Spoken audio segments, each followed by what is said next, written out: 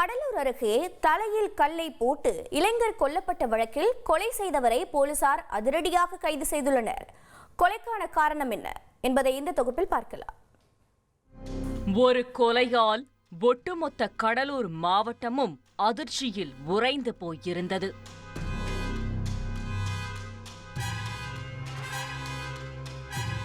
கடலூர் மாவட்டம் அருகே உள்ள சின்ன கங்கானங்குப்பத்தில் கடை ஒன்றின் வாசலில் கடந்த 2ஆம் தேதி இளைஞர் ஒருவர் இரத்த வெள்ளத்தில் பிணமாக கிடந்தார். தலை சிதைந்து கோரமாக கிடந்த சடலத்தை பார்த்த உள்ளூர் வாசிகள் கொடுத்த தகவலின் பேரில் வந்த போலீசார் விசாரணையை தொடங்கினர்.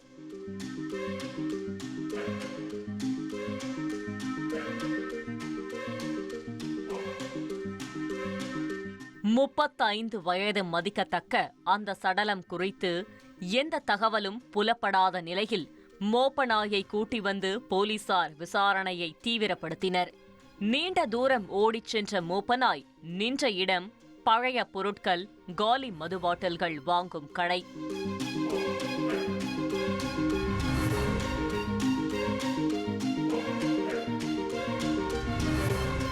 கொலையாளியை கிட்டத்தட்ட நெருங்கிவிட்ட நம்பிக்கையில் அங்கிருக்கும் சிசிடிவி காட்சிகளை போலீசார் ஆய்வு செய்தனர். டி-ஷர்ட் மற்றும் லுங்கி சகிதமாக வந்து செல்லும் மர்ம நபர் மீது போலீசாருக்கு சந்தேகம் வலுத்தது. அந்த நபரை பிடித்தால் உண்மை தெரிந்துவிடும் என உறுதி செய்து தனிப்படை ஒன்றை அமைத்தனர்.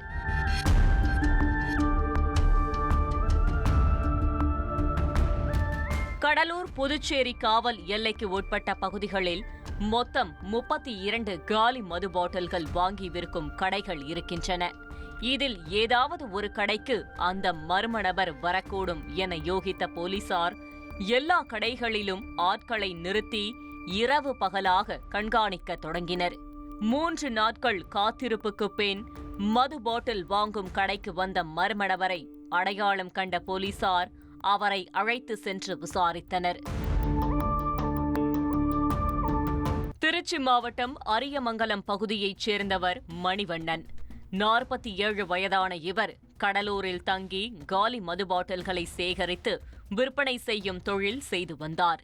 கொலை செய்யப்பட்ட இளைஞரும் இதே தொழிலில் ஈடுபட்டு வந்த நிலையில் மணிவண்ணனிடம் இருந்து பணத்தை திருடியதாக தெரிகிறது.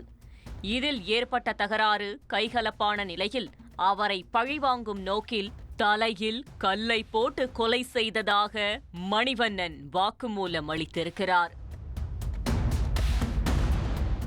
தன்னை யாரும் கண்டுபிடித்து விடக்கூடாது என்பதற்காக தன்னிடம் இருந்த செல்போன் மற்றும் சிம் கார்டை தூக்கி எறிந்துவிட்டு மணிவண்ணன் இடத்தை காலி செய்துள்ளார் என்பதும் விசாரணையில் தெரியவந்துள்ளது.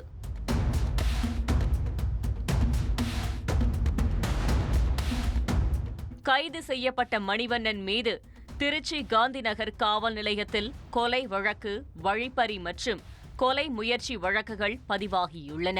ஆரியமங்கலம் காவல் நிலையத்திலும் 2 கொலை முயற்சி வழக்கு உட்பட 7 வழக்குகள் பதிவாகியுள்ளது என தெரியவந்தது. கொலை செய்யப்பட்ட இளைஞர் யார், எந்த ஊர் என்பது பற்றியெல்லாம் உறுதியாக தெரியாத நிலையில் போலீசார் தொடர் விசாரணை மேற்கொண்டு வருகின்றனர்.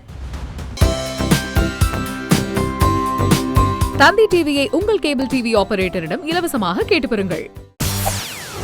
செய்திகளை உடனுக்குடன் தெரிந்து கொள்ள உடனே சப்ஸ்கிரைப் பண்ணுங்க.